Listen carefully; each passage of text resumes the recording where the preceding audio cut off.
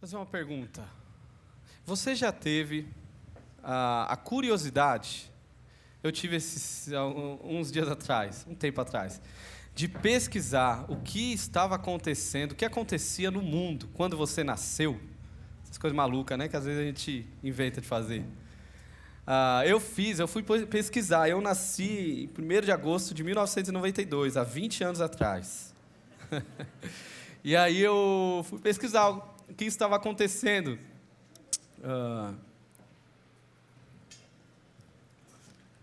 E eu descobri que naquela semana, na semana do meu nascimento, acontecia um dos momentos mais emocionantes de toda a história do esporte mundial.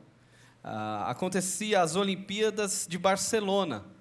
E lá tinha um corredor chamado Derek Redmond. Era um britânico, um inglês. Esse corredor, Derek, nas Olimpíadas passadas, em 1988, na Coreia do Sul, ele sofreu algumas lesões e ele passou por 5 cirurgias no seu tendão. Então foram 4 anos de luta, de recuperação, de treino, para conseguir chegar em Barcelona. E ele chegou. E ele chega como um dos favoritos ali na corrida de 400 metros. Havia uma grande expectativa nesse corredor. Então, é dada a largada. Derek ali na frente, com a expectativa de todos, ele começa a sua corrida, mas logo após a largada, ele cai no chão. Ele tinha acabado de romper o tendão da sua coxa novamente. E ele cai no chão com muita dor. E ele vê ali o seu sonho acabado. Não tinha mais medalha, já era. Muito menos primeiro lugar, era uma semifinal, um momento importantíssimo. Mas, diante da aflição que aquele momento causou, ele se levanta. Mesmo a corrida tendo acabado já, ele se levanta e começa a esboçar uma corrida, mancando, demonstrando muita dor, e ele vai, mancando com muita dor, até que um homem sai da arquibancada, pula lá, e ele se desvencilha dos seguranças, ele não está se importando com a segurança, e ele corre na direção de Derek e o abraça. Esse homem era Jim Redmond, que era o pai de Derek. Ele abraça ele e ele diz a frase: "Você não vai desistir. Vamos terminar essa corrida juntos." E aí eles vão juntos. Tem essa cena, depois se você quiser pesquisar, tem no YouTube, muito bonita. Eles vão juntos, Derek chorando ali, colocando o seu rosto no peito do seu pai, e andando e continuando. Há um choro ali de dor, obviamente, de tristeza, mas também de ver o seu pai ali naquele momento. Que cena linda. E a torcida, a plateia toda, 65 mil pessoas começam a encorajá-lo para que ele chegasse até o final, e aplaudem, e ele chega até a linha de chegada ali, e é aplaudido, reverenciado. Irmãos, aquele momento mostrou ao mundo o poder do encorajamento. Aquele momento mudou não apenas a história de Derek, mas se tornou um dos fatos mais importantes na história do esporte. E hoje, o texto que nós vamos falar trata justamente sobre isso, sobre o encorajamento. Mesmo nós que fomos alcançados por Jesus, que recebemos os maravilhosos tesouros, a maravilhosa graça de Jesus, nós precisamos ser encorajados, nós precisamos ser animados. E o texto de hoje está nos mostrando isso, do começo ao fim. A narrativa desse texto, ela está moldurada pelo encorajamento. Quero que você abra a sua Bíblia aí em Atos, capítulo 20. Atos, capítulo 20. Continuando a série de mensagens com o tema proclamação, na exposição de Atos. Estamos chegando aí ao final dessa segunda etapa dessa série. Ano que vem a gente vai dar continuidade, concluindo o livro de Atos, expondo texto a texto, parte a parte. E hoje nós vamos em Atos capítulo 20, do verso 1 ao 12.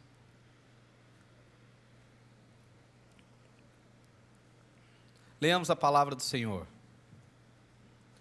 Cessado o tumulto, Paulo mandou chamar os discípulos e, depois de encorajá-los, despediu-se e partiu para a Macedônia.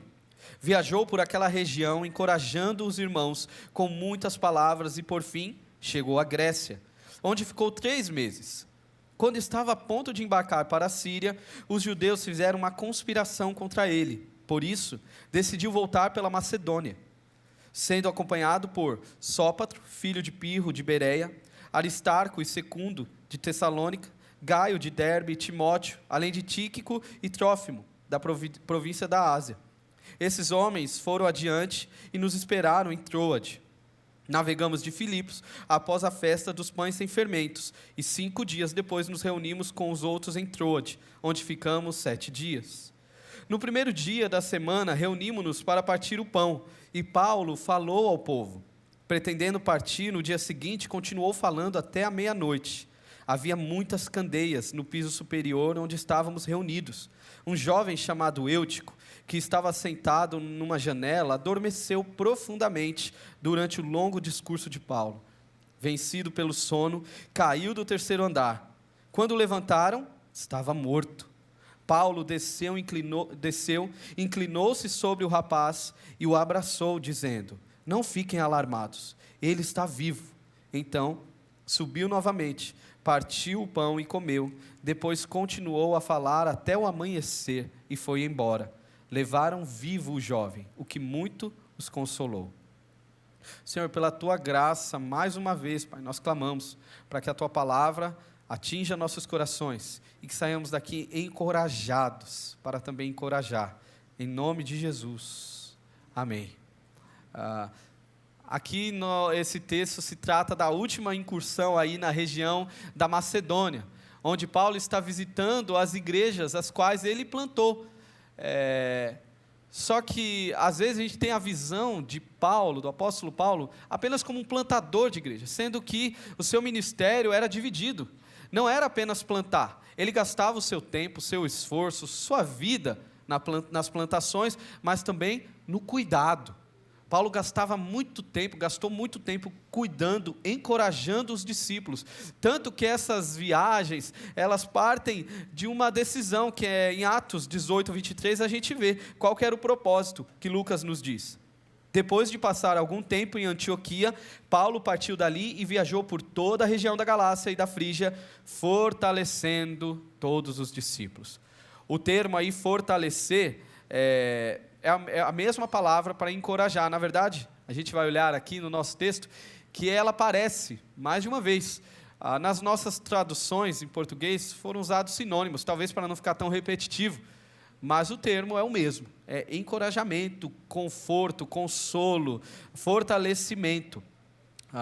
Aqui no nosso versículo 1 do capítulo 20, a gente vê a saída de Paulo de Éfeso. Ele sai após cessar um tumulto. E a gente viu domingo passado o porquê desse tumulto. O tumulto foi causado porque Paulo pregou o evangelho numa das cidades mais religiosas, o centro religioso do mundo antigo naquele período. Um centro de idolatria, deusa Diana, templo enorme. E toda cidade que é um centro religioso, todo lugar que é um centro religioso, não é apenas o fenômeno da fé presente. Há o comércio presente que envolve a fé. Hoje em dia, ainda nós temos exemplos assim, né? Aqui perto, Juazeiro do Norte, lá em São Paulo, Aparecida do Norte, tem Bahia, própria Jerusalém. Há todo um comércio mobilizado ali em prol da religião. E aí Paulo vai e prega o evangelho com os discípulos ali, com os homens e mulheres de Deus, pregando o evangelho. O que acontece? Pessoas creem em Jesus e abandonam a idolatria, a ponto de irem para uma praça pública e queimarem os livros de ocultismo, declarando que foram transformados. Isso não ia pegar bem, não é? Um tumulto gerado. Após esse tumulto, como a gente começa aqui, Paulo sai, mas ele não sai fugindo. Ele sai com o propósito de fortalecer e encorajar outros irmãos. Inclusive, antes dele sair, no versículo 1, diz que ele encorajou. Ele viu uma última oportunidade de fortalecer e encorajar aqueles irmãos. O termo encorajar aparece já aqui 2 vezes. Versículo 1 e versículo 2. No verso 2 a gente vê: viajou por aquela região, encorajando os irmãos com muitas palavras, e por fim chegou à Grécia. Irmãos, o que Paulo está fazendo é o que Jesus faria. Você já viu aquele livro, que Jesus faria em meu lugar? A resposta não é subjetiva. O que Jesus faria? Será que assistiria ou não assistiria? Não é tão subjetivo assim. Nós sabemos o que Jesus faria nas suas escrituras. A gente sabe. E o que Jesus faria no lugar de Paulo? Encorajaria. Seria conforto, exortação na vida desses irmãos. Na sua Bíblia, o Antigo Testamento se encerra com a expectativa daquele que Isaías chama de maravilhoso conselheiro que viria. O seu Antigo Testamento fecha com essa expectativa. Virá esse maravilhoso conselheiro, confortador, consolador. E aí você abre o Novo Testamento com a notícia. Ele veio. Chegou aquele que exorta, aquele que confronta e conforta, aquele que cuida dos oprimidos, aquele que tem um olhar para os necessitados. Este que está exortando, encorajando. E Jesus nos disse, nos deu a promessa, que quando ele fosse assunto aos céus, ele deixaria um outro consolador. O termo outro aí é da mesma natureza. Vocês estarão com outro da mesma natureza, que também será o Consolador, o Espírito Santo. E por onde que o Espírito Santo atua, nos fortalecendo, nos encorajando? Através da sua igreja. O Espírito Santo está atuando em nosso meio, nos fortalecendo, nos encorajando. Isso quer dizer que, se você faz parte da igreja de Jesus, você deve fazer parte do ministério de encorajamento. Se você não encoraja, se você não serve para encorajar outros, há um problema aí na equação, porque é uma equação lógica. Se você faz parte da igreja, você faz parte do ministério de encorajamento. Agora, que tipo de encorajamento? Não é aquele encorajamento de bater no ombro e falar assim, não, vai dar certo, irmão, acredita aí que vai dar tudo certo. Não. O encorajamento de Paulo é descrito aqui no texto, encorajando com muitas exortações, com muitas palavras. Em 1 Coríntios, capítulo 2, verso 2, a gente vê que Paulo, ele não fazia uso de outra coisa senão do Evangelho. Ele diz, eu não estou aqui pregando filosofia, historinha, para fortalecer, para animá-los. Não, eu estou aqui pregando o Evangelho. Muitas exortações, muitas palavras ao pregar o Evangelho. Por quê? Porque Paulo acreditava na palavra de Deus. Paulo sabia que a palavra de Deus era o melhor instrumento para fortalecimento. Por isso que ele diz em 2 Timóteo 3,16, toda a Escritura é inspirada por Deus e útil para ensino, para repreensão, para correção e para educação na justiça. Para quê? Verso 17. Para que a Bíblia serve para tudo isso? A fim de que um homem de Deus seja perfeito e perfeitamente habilitado para toda boa obra. Nós cremos que o único caminho de verdadeiro fortalecimento da igreja é através da pregação fiel das Escrituras, que se dá pelo púlpito, mas também pelas nossas conversas. Esse é o meio mais eficaz, o único meio para fortalecermos a nossa fé. O texto aqui, ele vai apontar para outras formas de encorajamento, mas aqui já fica o desafio, já fica o incentivo para nós, o quanto nós valorizamos a pregação, o quanto nós valorizamos a palavra, e nós vamos falar sobre isso. E aqui nós vemos, na continuação, outras formas de encorajamento. Olha o verso, no verso 3, no finalzinho do 2. Por fim, eles chegam à Grécia, onde Paulo fica 3 meses. Lucas aqui passa por essa informação correndo. Paulo fica 3 meses. Mas você já sabe o que aconteceu nesses 3 meses que Paulo ficou em Corinto. Foi o que a gente falou aqui no nosso período de ofertas. 2 Coríntios, capítulo 8, descreve o que aconteceu nesse tempo. Paulo foi para Corinto para levantar oferta para suprir a necessidade dos irmãos que estavam lá em Jerusalém. Em Jerusalém caiu um tempo de muita fome, pobreza, que já havia sido profetizado.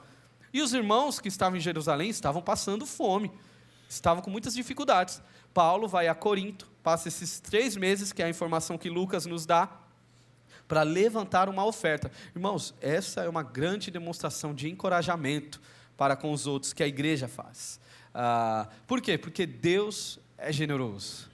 E quando Deus nos alcança, Ele vai nos livrar do nosso egoísmo. Lutero fala, né, que se Jesus nos alcançou, se fomos salvos por Jesus, o nosso bolso também precisa ser salvo. E às vezes ele é o que mais demora a ser convertido, né? A pessoa direciona a vida dela toda para Jesus, mas o bolso não. Que incoerência, né? O bolso serve para si mesmo. E não deveria ser assim. O Evangelho nos alcança e os nossos recursos, tudo que nós temos, nós aprendemos que não é só para nós. Nós nem devemos ser a prioridade dos nossos recursos. E é o que esses irmãos estão aprendendo aqui, ao colaborar com os irmãos lá de Jerusalém. Paulo vai levantar uma oferta e, através disso, gerar encorajamento na igreja de Jesus, a ponto de irmãos da Macedônia que nem tinham muito, falar, não, eu quero, mas eu imagino que para eles implorarem, como a gente leu em 2 Coríntios, Paulo ou outros discípulos devem ter falado, não, mas vocês já têm tão pouco, não precisa não, e eles insistindo, não, mas a gente quer participar, a gente quer, porque através disso nós estaremos encorajando os nossos irmãos lá em Jerusalém a continuarem. Outra forma de encorajamento, a partir do verso 3 aí, a continuação do verso 3, a gente vê, quando estava a ponto de embarcar para a Síria, os judeus fizeram uma conspiração contra ele, e por isso decidiu voltar pela Macedônia, os judeus atrapalhando de novo, né? Verso 4, sendo acompanhado por, aí alguns nomes, e é interessante os lugares da onde esses homens são, Sópatro, filho de Pirro, de Bereia, Aristarco e Secundo de Tessalônica, Gaio de Derbe, e Timóteo, além de Tíquico e Trófimo, da província da Ásia. Essa é uma equipe aí que chegou para Paulo, mesmo diante aí da conspiração dos judeus, os judeus achando que poderiam frustrar, na verdade eles podem, né, frustrar os planos de Paulo, mas não os planos de Deus. E os planos de Deus para Paulo era o fortalecimento, a proclamação e fortalecimento da sua igreja. Mas Paulo não estava sozinho. Surge aí um time que John Stott vai chamar de católico, o time católico, não o católico romano, mas o católico na literalidade do termo, multiétnico, universal. Os nomes são ruins, né? Católico, universal, tudo nome difícil, né?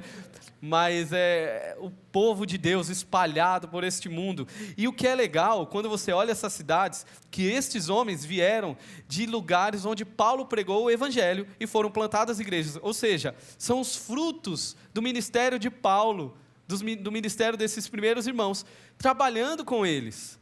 Cooperadores agora, um time que vai encorajar Paulo. Eu acho muito bonito isso, porque na prática a gente aprende que nós somos fortalecidos, encorajados, quando nós encorajamos. À medida em que eu fortaleço o meu irmão, eu sou fortalecido.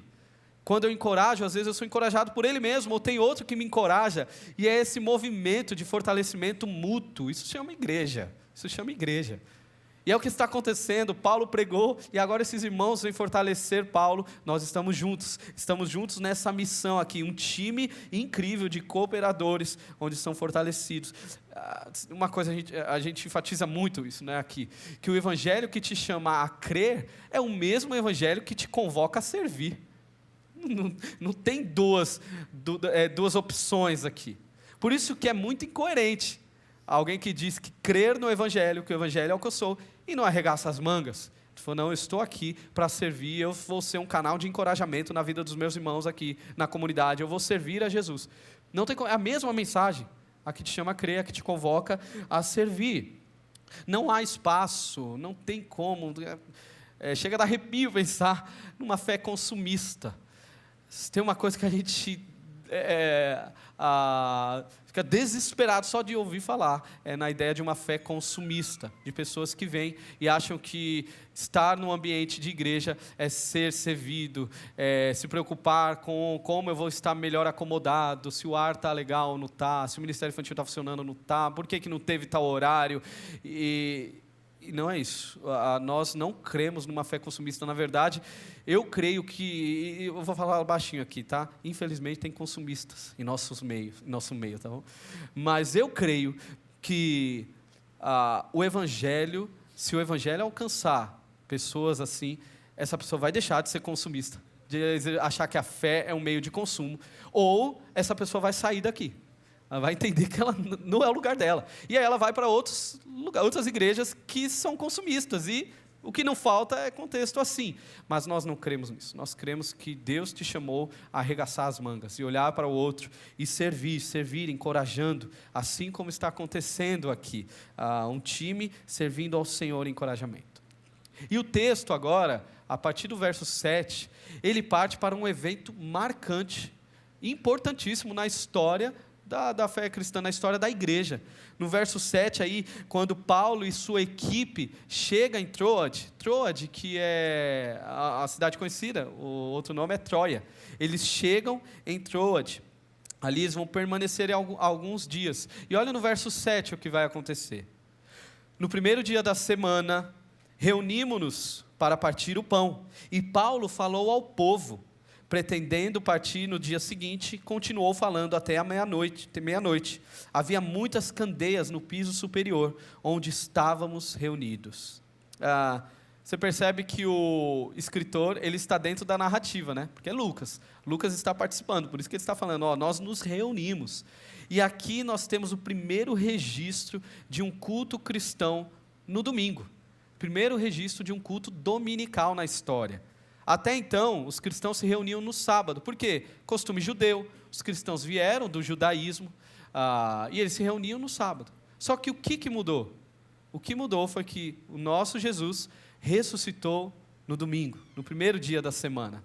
E agora os cristãos entenderam que fazia mais sentido se reunirem no domingo. Os judeus entendiam o sábado como o Shabá, né? Como o momento de descanso e de renovo da esperança.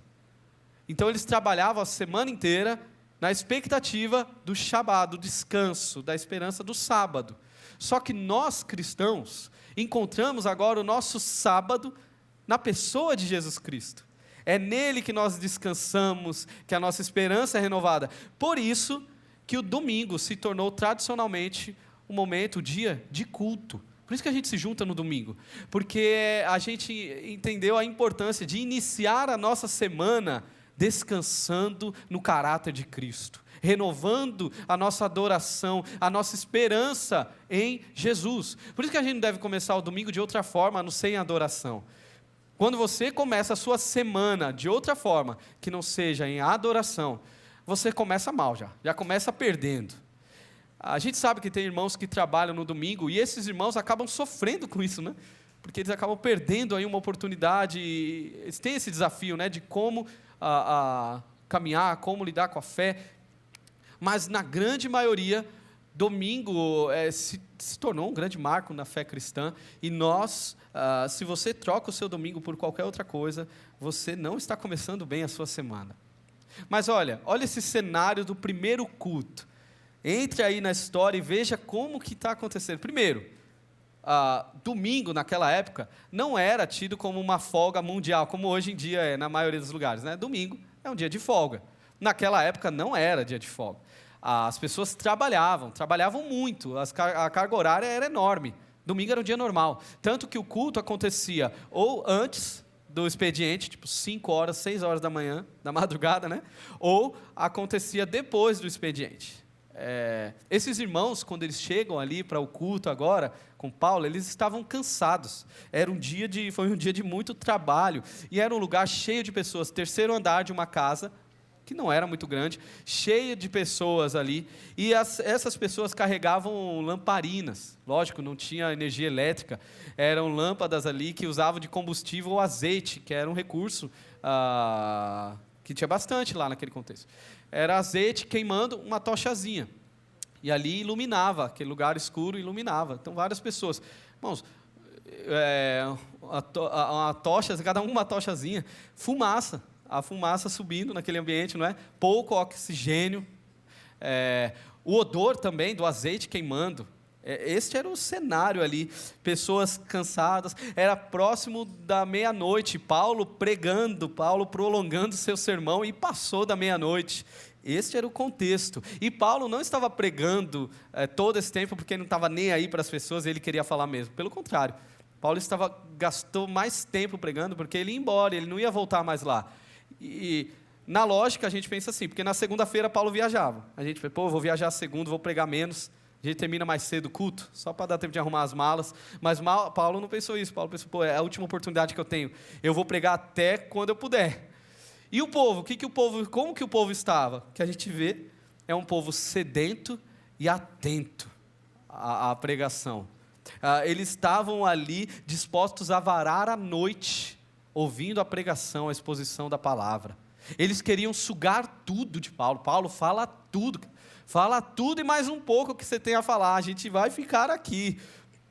Irmãos, que contraste a gente encontra aqui, não é? Se pensar dos nossos tempos para esta cena aqui, de um povo totalmente atento e disposto. Nós estamos aqui, sem distrações.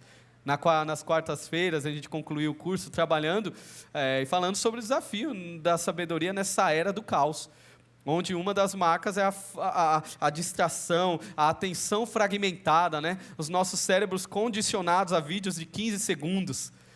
Cada vez pior, não é? Cada vez pior, a gente não consegue prestar atenção mais em nada. A ideia aqui é trazer um desafio para você, ou uma provocação. Eu acredito que nós precisamos reavaliar essa pressa moderna, essa dificuldade de permanecer, de ouvir com atenção. A gente precisa se questionar. Se a gente for sendo levado com a mentalidade do mundo, meus irmãos, eu creio que ouvir uma pregação com atenção, com paciência, com reverência, sem distração, é uma das atitudes mais subversivas que a gente tem no mundo hoje. Isso que você está fazendo aqui, se você está inteiro aqui, sem o celular te chamando o tempo todo para você olhar, se você está inteiro, você está tendo uma atitude contracultural que ninguém entende aí fora. Como assim? Você vai ficar 40, 50 minutos prestando atenção sem se distrair? Não tem como. Nós precisamos dar uma resposta.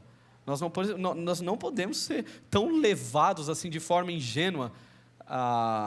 Nós precisamos aí aprender de novo, aí talvez com esses irmãos, a amar e entender a importância deste momento e estarmos inteiros aqui. Por quê? Porque há um grande encorajamento no culto comunitário. Eu faço uma pergunta para você. Qual a importância deste momento para você? O que você diria? Qual que é a importância do momento da exposição da palavra, do culto na sua vida? Talvez alguns vêm porque a esposa vem, aí se eu não for vai dar briga. O filho fala, não, meus pais, se eu não for, não tem nem a opção de não ir, na verdade. Qual que é a importância deste momento na sua vida? Qual a importância? John MacAllister, comentando esse texto, ele diz assim: enquanto milhares de cristãos perseguidos morrem por sua fé ao se reunirem no domingo como igreja, milhares de cristãos livres matam a sua fé ao deixarem de se reunir no domingo como igreja. Reúna-se com a sua igreja local, priorize o rico banquete da comunhão dos santos no domingo, acima das migalhas de uma praia ensolarada, de um shopping, um estádio de futebol ou uma cama aconchegante. Irmãos, ainda hoje existem muitos e muitos irmãos morrendo. Saiu aí, eu vi um documentário, uma reportagem, na verdade, e nem era de um jornal cristão, milagrosamente falando sobre isso, sobre a Nigéria. Acho que alguns irmãos devem ter visto, onde 7.000 pessoas, 7.000 cristãos morreram só nesse ano de 2025 pelo Boko Haram, lá, um grupo terrorista. Homens que entram nas igrejas, matam as pessoas que estão ali, abusam das mulheres, queimam as crianças. É isso que está acontecendo. Isso é documentado, isso não é historinha, não. Tem pessoas que estão morrendo. E sabe o que eles estão fazendo? Eles continuam cultuando ao Senhor. E nós que temos tudo, não é? A nossa oração deve ser para que o Senhor nos dê um coração assim. A gente deve orar por eles, mas acho que a gente deve orar mais por nós, né? Senhor, me dê um coração assim, que entenda o valor de ser igreja, de amar ao Senhor sobre todas as coisas, que a gente não precise de uma perseguição para entender onde o nosso coração deve estar. Por quê? Porque é nesse lugar aqui, é na igreja que a gente vive experiências incríveis. É no corpo de Deus, aqui na família de Deus, que a gente vê fortalecimento, encorajamento, conforto, exortação, correção. A ceia, cara. A ceia é um momento sublime, um momento litúrgico, um momento de ensino didático, de adoração. Isso se vive no contexto da igreja. Infelizmente, para muitos, às vezes, o domingo é tudo, menos o dia do Senhor. É interessante que até o termo domingo, ele significa literalmente dia do Senhor. Mas muitos entendem o domingo como opcional. E olha que eu não estou falando aqui de uma religiosidade, de um legalismo, não é isso. O que eu estou falando é de prioridade, é de privilégio, de entender, cara, eu sou muito privilegiado, e eu devo dar prioridade a isso. Esses irmãos fazem isso. E como algumas coisas só acontecem no culto, vai acontecer uma coisa muito inesperada aqui na igreja, lá em Troade, no verso 9. Olha essa cena aí, um tanto quanto pitoresca, né, na história do ministério de Paulo. Um jovem chamado Eutico, que estava sentado numa janela, adormeceu profundamente durante o longo discurso de Paulo. Vencido pelo sono, caiu do terceiro andar. Quando o levantaram, estava morto. Irmãos, dá para se compadecer de Eutico, não é? Tadinho. Ele era um adolescente, o jovem é provavelmente por volta de 14 anos. Só de ter um jovem de 14 anos, meia-noite ouvindo a pregação, Eutico já está melhor do que a maioria da gente, né? Um adolescente ouvindo a pregação, só que, cara, um ambiente meio escuro, fumaça, talvez difícil de respirar. Ele foi para a janela, talvez para ter um arzinho melhor, respirar um pouquinho melhor. E aí começa aquela luta, né, do sono com a sua consciência. Quem nunca, né, dá aquelas pescadas. E aí quando você acorda, você ainda está aqui, e a vergonha começa a chegar, não é? Quem nunca passou por isso?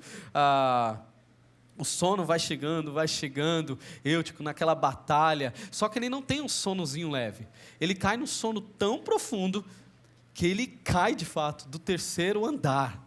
Imagina isso, um ambiente de adoração, que agora é interrompido por gritos de desespero. Essa é a cena que está acontecendo aqui. Uma observação aí, eu fico até feliz estudando esse texto, porque o fenômeno de ter sono na pregação não começou hoje, não é? Tem hora que eu olho assim, meu irmão, eu estou fazendo alguma coisa errada. Tem umas 5 pessoas bocejando, e tem outro lá pescando. Meu Deus, mas não começou hoje. E não é por falta de interesse aqui de Eutico. E às vezes, até a gente, não é por falta de interesse, muitas das vezes. Às vezes é por, pensando em nós, talvez sobre como nós lidamos até a chegada ao culto. A gente precisa considerar que talvez tenham coisas a ser evitadas para a gente chegar bem no culto. Você tem que saber que o seu sábado de noite implica no seu domingo de manhã. Dependendo do que você faz no sábado, fiquei até 4 horas, 3 horas da manhã jogando, e aí venho para o culto, eu estou com sono.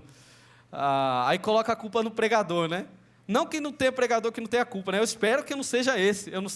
Se eu for, você pode brigar comigo, pode falar comigo, cara, faz um curso de oratória aí, para Mas, às vezes, não é o pregador, né? Eu já fui de contexto assim, que parece que o pregador insiste para você dormir. Parece que ele implora para que você durma. Mas, às vezes, tem a ver com a gente, com a nossa organização do nosso dia, da nossa falta de cuidado com o nosso domingo, com o dia do Senhor. E não sei se você já reparou, mas todas as coisas acontecem no domingo. As finais acontecem no domingo. Os programas que talvez você estava doido para acontecem no domingo. Os eventos acontecem no domingo. Como é difícil, como é desafiador para nós. Mas a gente precisa aprender a se preparar para vir para a igreja. A considerar, e eu digo, estar disposto a deixar coisas legítimas. Não estou falando de que você está fazendo coisa errada. Mas às vezes são coisas legítimas que você vai ter que abrir mão para que você chegue inteiro. Se você entende a importância deste momento de ouvir a palavra, de cantar a palavra. E um alerta, talvez mais grave, que Sproul traz, aí é para os irmãos mais dorminhocos. Aí um alerta um pouquinho mais grave, ele diz assim: se você tem propensão a dormir com regularidade quando a palavra de Deus está sendo pregada, você precisa se perguntar por que está tão desinteressado pelas coisas de Deus, a ponto de quando as ouve, fazem com que adormeça. Cuidado, não é? Cuidado. Às vezes este sono, ele não é apenas cansaço físico, mas diz respeito à sua realidade espiritual. Às vezes você não quer ouvir. E aí você simplesmente desconsidera este momento, em toda a grandeza que há na exposição do texto bíblico. Mas voltando aqui à cena, finalmente o apóstolo Paulo vai parar de pregar, né? O cara caiu morto. Mas será que ele para mesmo? Olhe comigo o verso 10. Paulo, ele desce desceu, inclinou-se sobre o rapaz e o abraçou, dizendo: não fiquem alarmados, ele está vivo. Então subiu novamente, partiu o pão e comeu. Depois continuou a falar até o amanhecer e foi embora. Paulo desce, ele estava pregando, um cara morre, alguém grita, ele desce os andares, vai lá ver o que está acontecendo, e ele se inclina, e ali aquele jovem ressuscita, milagrosamente. É interessante que o culto não termina aqui, né? A galera não vai agora entrevistar Paulo, tirar foto com Eutico, né? Com a cabeça rachada lá. Ninguém, não. O jovem levanta, Paulo sobe até o terceiro andar, vai fazer a ceia e volta a pregar. Se a lição fosse aqui, pregadores preguem menos, Paulo não aprendeu, né? Porque ele vai pregar até o amanhecer do outro dia. Sabe por quê? Porque aquele momento, ele era tão sagrado que nada poderia interrompê-lo, nem mesmo a morte. A exposição da palavra, o culto ao Senhor, abrir a sua palavra, é tão importante que nem a morte poderia atrapalhá-lo. Por quê? Porque o povo de Deus não vive de pão, o povo de Deus vive da palavra. É por meio da palavra, da pregação da palavra que somos fortalecidos. Nós não cremos em uma igreja que trabalha com meramente estímulos emocionais, para você sair daqui bem, porque isso é extremamente pobre para a sua fé. Você pode sair daqui inchado de tanto chorar, mas se você não cresceu no conhecimento do Senhor, na palavra, não adiantou de nada, não adiantou de nada. Eu faço essas pesquisas às vezes, quando eu encontro alguns irmãos super empolgados assim, já fiz mais na verdade, que foram não sei aonde, foi extraordinário, o céu na terra, e aí eu pergunto, e aí, mas o que foi pregado? Aí a pessoa já começa a gaguejar. Você lembra do texto que foi falado? A pessoa não faz nem ideia do que foi falado, do que foi pregado. Porque muitas vezes a pregação falta a Bíblia. É aquela famosa pregação que lê o texto, não volta para o texto e nunca mais volta para o texto. Vai terminar a pregação, você nem lembra mais o texto que o cara leu. O que você lembra é da frase de efeito. Nós não cremos que isso vai te dar sustância, isso não vai te fortalecer. Uma igreja saudável, ela depende da palavra de Deus ser exposta de púlpito e nas nossas conversas. A palavra de Deus precisa ser pregada em nossos meios. Por quê? Porque o povo de Deus não precisa de entretenimento, ele precisa de alimento.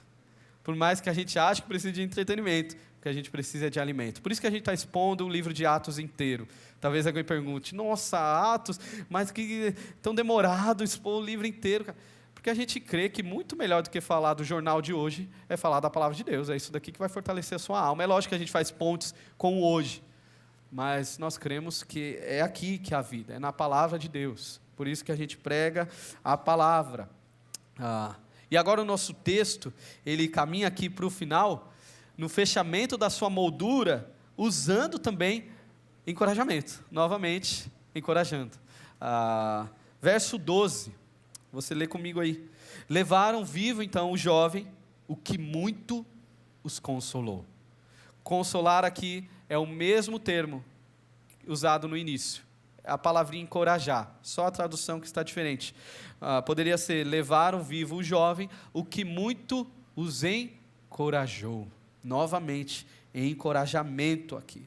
Porque ressurreições nas Escrituras são lembretes. Na verdade, são grandes lembretes para nós que a vitória é certa, que a corrida já foi ganha, que a batalha já foi vencida. Ressurreição é este lembrete. E olha que coisa linda. Irmãos, quando você vê algum milagre na Bíblia, lembre-se que o milagre não tem um fim em si mesmo. Às vezes você vai lá ler os evangelhos e você acha que aquele milagre tem um fim em si mesmo e que você vai reproduzi-lo na sua vida, mas não, aquele milagre está servindo a uma narrativa maior. É o que acontece aqui. Olha que cena linda. No mesmo dia em que Jesus ressuscitou, no domingo, primeiro dia da semana, no primeiro culto dominical da história, o que acontece? Ressurreição. Olha que encorajamento para essa igreja, não é?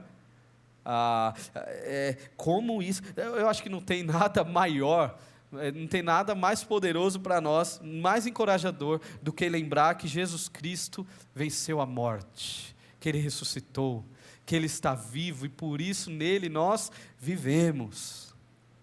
Mas o ministério do encorajamento é o que mantém a igreja viva. Veja, participar do culto não é uma ação religiosa meramente. Participar do culto é um testemunho visível de fé. Quando você dominicalmente está presente aqui, você está testemunhando para nós e para os outros que isso daqui é o que mais importa. Estar aqui é uma prioridade. E o contrário também. Quando você não está, quando você é aquele crente quinzenal, tem crente mensal, tem crente que vem quando serve, que eu acho que não faz sentido nenhum. Você está comunicando que isso não importa, que isso não é prioridade. Ser igreja não é prioridade. Estarmos aqui é comunicar, não é apenas uma participação, mas estarmos comunicando um testemunho de fé visível. Você está encorajando o irmão ao lado. Quando você canta, você está encorajando o irmão ao seu lado. Deus nos chama a isso. Paulo aqui em Atos 20 está nos lembrando que o encorajamento é o ministério de todos os crentes, seja na exposição da palavra, seja cooperando na missão, seja em ofertas, seja participando aí, servindo, seja na comunhão dominical e que extrapola o domingo, obviamente. Em tudo isso, Deus quer nos usar em encorajamento. O culto aqui em Troade termina com um jovem ressuscitado. Eu imagino o Eutico, né? Voltando para a casa dele, talvez a mãe dele não foi, não sei, ou os amigos, e comentando, então, deixa eu contar o que aconteceu. E aí compartilhando lá a experiência, que experiência incrível, profundamente encorajadora, mas mais encorajador, o verdadeiro milagre aqui é uma comunidade viva. Uma comunidade que celebra a pregação, que está lá sedenta, que quer ouvir a palavra. Isso é um milagre, isso é uma bênção, meus irmãos. E como é bonito ver isso em nossa igreja. Nós celebramos aqui, muitos irmãos têm essa sede, têm esse desejo, dominicalmente estão aqui presentes. Não porque tem coisas para fazer, não porque não tem coisas para fazer, não tem nada para fazer no domingo, vem para cá, não. Esses irmãos estão aqui porque amam a palavra, que entendem o valor da palavra nas suas vidas e estão aqui para aprender. Minha oração é que o Espírito Santo reacenda em todos nós essa chama, nos faça um povo que deseja encorajar, levantar caídos, servir aí, permanecer unidos. Você não sabe, mas o seu ato de estar aqui, muitas das vezes está comunicando, o seu abraço, a sua conversa, muitas das vezes está comunicando para a pessoa do lado, para aquele que é da sua célula, está dizendo, sabe o que para ele? Você não vai desistir, nós vamos terminar essa corrida juntos. Por isso alguns desafios, obviamente o primeiro desafio, seja um encorajador. Deus quer te usar, o que Jesus faria em seu lugar? Encorajaria. Às vezes uma conversa sua, uma oração, uma ligação, o estar presente, o estar dominicalmente presente, essas ações que você pode manifestar, às vezes são um abraço do pai lá para o corredor, falando, estamos juntos. Você não sabe quem está pensando em desistir, você não sabe quem está aqui, né, agora nessa manhã que está falando, não, chega, caí de novo, acabou, chega. E aí este momento vai ser de um encorajamento inigualável, que esse mundo não tem a oferecer. Isso se dá onde? Na igreja. Seja um encorajador. Deus quer te usar no ministério do encorajamento.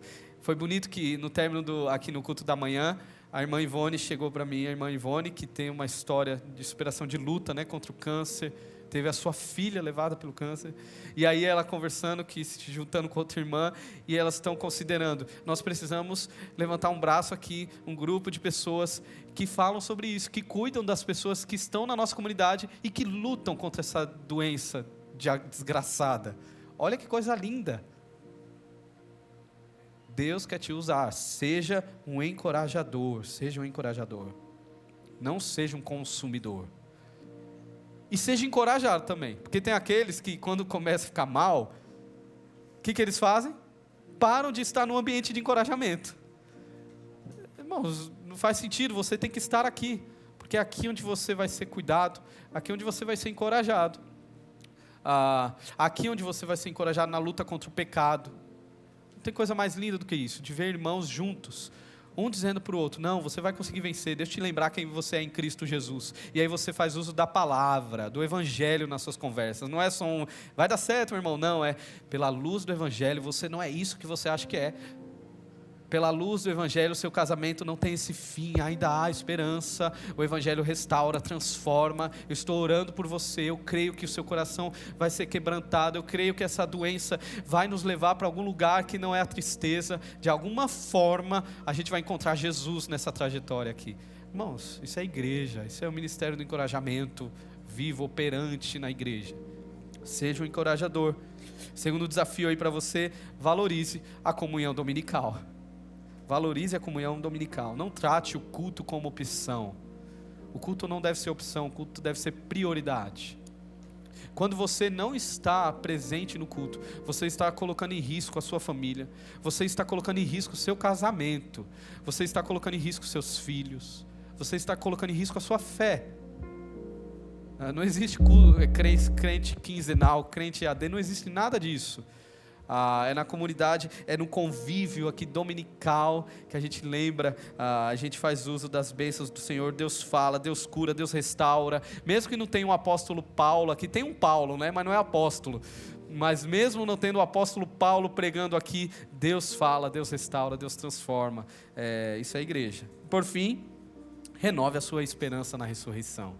A ressurreição é um lembrete nesse texto. Jesus está vivo. E porque Ele vive, nós cremos, porque Ele vive, nós temos esperança. É na ressurreição de Jesus que os nossos temores são vencidos, que os nossos medos, nossos pecados, as nossas rebeldias são encerradas em Cristo Jesus. Porque você lembra que Ele está vivo, e se Ele não estivesse vivo, você seria um dos piores, um dos mais desgraçados deste mundo, como Paulo vai falar, não é? Porque Ele está vivo, a gente pode celebrar aqui com alegria. E minha oração é que você saia desse domingo agora, saia desse culto extremamente encorajado pela mensagem do Evangelho. Que você saia com a alegria desses irmãos aqui, com a alegria que invade o coração, que lembra, Jesus está vivo, a palavra dEle está viva, ela fala ao meu coração, e que sua semana comece bem, comece com adoração. E que bom que você está aqui, que você escolheu começar a semana não com distração, nem com trabalho, nem com qualquer outra coisa, porque não existe outra coisa, outro lugar melhor de se estar do que em adoração a Jesus. Porque lembra, a gente está no ensaio, né? No ensaio para estar com Ele eternamente. Vamos orar e encerrar com alegria, cantando até que Ele venha. A gente vai fazer isso, a gente vai cuidar um dos outros, a gente vai encorajar uns aos outros, e a gente vai proclamar para a glória dEle. Senhor, obrigado, Pai, obrigado por esse momento abençoador, e mais ainda, obrigado pela igreja de Jesus. Obrigado porque o Senhor nos dá o privilégio. Senhor, que desgraça seria não pertencer à igreja de Jesus. Obrigado, Pai, porque é neste contexto que nós somos encorajados. E eu oro pelos irmãos, pelos meus irmãos aqui. Eu sei que cada um aqui chega com uma situação de vida. Tem irmãos que chegam bem desencorajados, bem desestimulados. Pai, eu oro para que a Tua palavra queime no coração, surta efeito, que essa pessoa se levante e saia daqui com esperança nos olhos, com alegria, vibrando, porque Jesus Cristo está vivo, e essa vida transborda em nós, mesmo diante dos desafios. Que o Senhor nos encoraje, que o Senhor nos faça arregaçar nossas mangas, olhar para este mundo na perspectiva do alto, com esperança, com fé, como povo de Deus, chamados a declarar as boas novas. Que o Senhor nos use, Pai, que o Senhor tome os nossos corações, que o Senhor renove o ânimo aqui dos irmãos cansados, dos irmãos que andam talvez lutando com desejos, lutando talvez com dores, com sentimentos ruins. Senhor, que o Senhor seja um ânimo. Eu creio na Tua palavra, eu creio na Tua santa palavra, eu creio na reunião do Teu povo de Deus, e é nesse lugar que a cura, que a libertação, que a alegria é renovada. E eu oro por esses irmãos, para que a gente se levante com alegria, para declarar que até que o Senhor venha, nós não pararemos, nós continuaremos juntos, até chegarmos no final, até chegarmos e cumprirmos a nossa corrida para a Tua glória. Em nome de Jesus.